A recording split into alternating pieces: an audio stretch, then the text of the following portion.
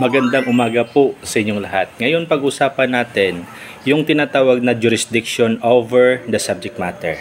It is the power to hear, determine, and decide the case based on its nature as determined by law. Ibig sabihin nito, depende po yan sa type of cases or category to handle a certain types of disputes based on the nature involved, not just the people of the case involved. Kasi yung jurisdiction over the subject matter is always conferred by law. Hindi po yan sinasabi na it is fixed by the will of the parties. Hindi pwede na yung complainant yung mamili kung saan nila dapat i-file yung kanilang kaso.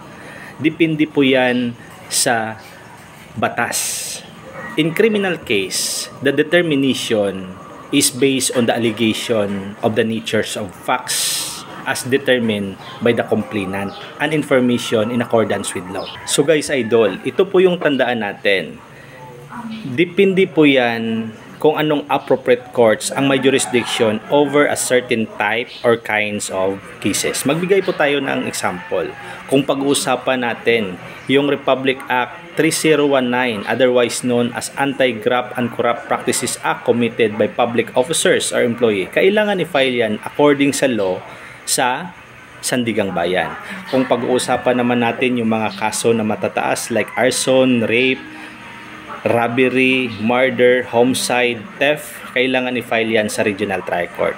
Kung pag-uusapan naman natin in accordance with law, yung mga krimen like